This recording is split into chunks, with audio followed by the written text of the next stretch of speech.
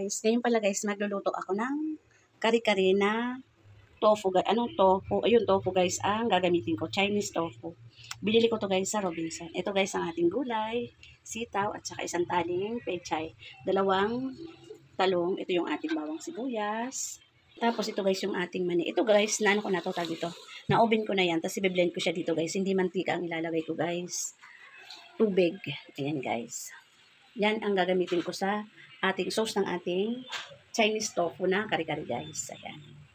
Ito na siya guys. Nilagyan ko siya ng 1.5 cup na tubig guys. Ayan ang ating manik guys. Iaano na natin siya, i-blend.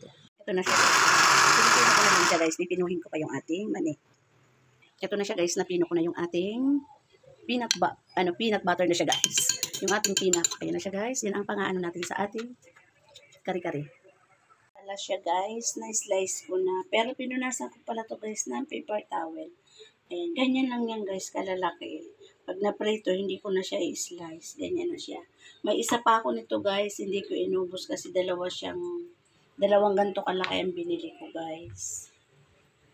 Ito guys, piniprito ko na yung ating Chinese tofu. Ayan guys. Ito guys, malapit na. Ito, last na lang to guys. Itong 3 peraso. Ito na siya guys. So, ayan. Magigisa na tayo ng gulay guys. Ayan na yung aking mga gulay. Pero lalagyan ko yan guys ng ito. Isang 4 cubes. Saka ito na yung ating peanut butter. Guys, maglalagay na tayo ng mantika. Mag-start na tayo mag-isa ng ating bawang sibuyas. Ayan guys. Unahin natin yung ating sibuyas, tapos ang ating bawang. Ayan guys. Tapos, igigisa natin guys yung ating, ang iba, iniis nila yung gulay. Ako, igigisa ko na lang guys yung ating sitaw at saka talong. Kasi ihuli ko yung ating pechay. Tapos, sunod natin guys yung ating, pagsabayin ko guys yung talong at okra.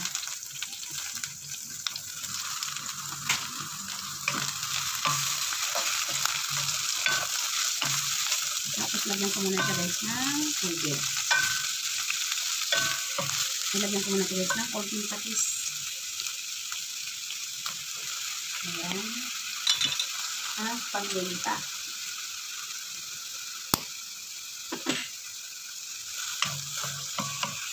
Tapos guys, may konti pa akong alamang dyan. Yun na lang yung sasawsawan namin ng aming kari-kari tofu. Tapos, lagyan na natin siya ng yung ating 4 cubes. Isa lang yan guys. Tapos, lagyan natin ng tubig. Ayan.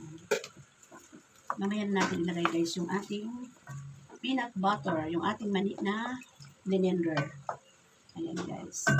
Tapos, takpan muna natin siya para maluto yung ating gulay.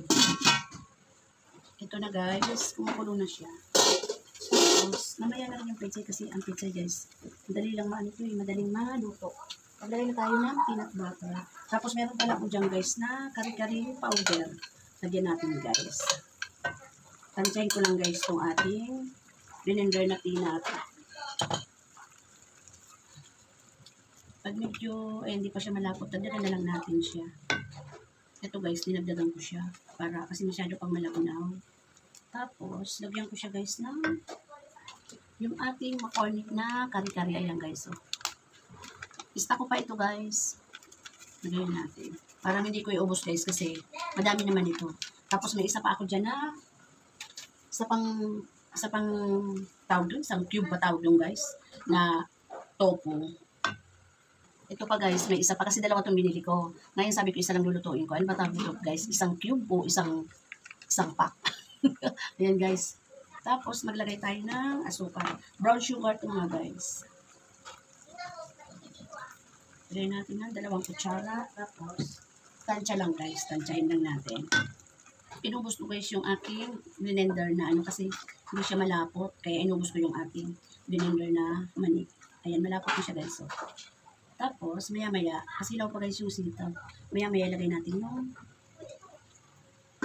guys, pechay. Ihuli ko yung tofu kasi luto na yun. Tapos, pakuloyin ko muna guys kasi titikman natin kung okay na yung lasa. guys, lalagay na natin yung ating pechay. Kasi ito na yung ating sitaw at talong. Ito kasi guys, madali lang naman kasi maluto yung ating pechay. Yung malang pechay ngayon guys, yung isang tali ngayon 20. Kasi yung isang malaking tali 150. Pag nagmura naman to guys, ang mura din talaga. Hindi pa ako guys nakakapagkari-kari ng pata. Sa sunod pag nakabili ako, magkakari-kari akong pata. Ang nakakari-kari ko pa lang talaga guys, tuwalya ng baka. Paborito ko kasi yun eh. Kaya lang nga guys, wala na akong pressure cooker, nasira na. Kaya medyo umaano ako ngayon magluto ng mga kari-kari yung palambutin. Pag pressure cooker kasi guys, saglit lang. Malambot lang. Kahit yung pata, saglit lang guys. Mano na siya, malambot na. Tikman na natin guys kung okay na yung lasa nito. Okay na siya guys. Kaya lang guys, yung manikong to, yung dati pa to dyan guys na stock ko. Parang medyo may anta. Pero okay naman siya. Tapos yung bago kong bili, ang ginawa ko guys, inubin ko. Tapos, pag malamig na ilalagay ko siya sa garapon. Yun ang gagamitin ko sa sunod na pagkari-kari ko guys. Lagay na natin yung ating tofu. Ito guys yung ating tofu. Ayan, lagay ko lang siya dyan guys sa ibabaw.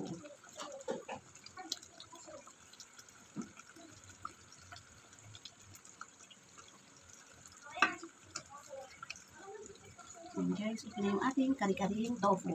Ito na guys, medyo inaano ko siya, lubog sa sauce. Ayan. Pero ang sarap ng sauce niya guys. Kasi meron siyang kari-kari ng McCormick guys. I-stack pa pala akong isa dyan guys. Hindi ko inubos dito. Sa sunod na gawa ko, siya naman ang ilalagay ko. Yung kalahati lang guys. Ayun, kain na tayo guys. Okay na itong ating kari-kari. Kari-karing tofu. Kain na tayo guys. Ayan na yung ating kari-karing tofu. Ito yung ating brown rice. At ito yung ano guys to. Bagoong, alamang bagoong. Tapos ito yung chili. Kain po. Sarap pala guys. Sabagay kasi yung sauce talaga, pang kare-kare. Ang sarap na rin oh.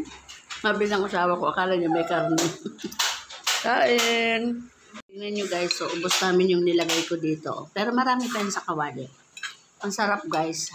Kaya lang talaga yung pinakamani ko, medyo may pagkaanta na dahil ano, stuck na yan dyan.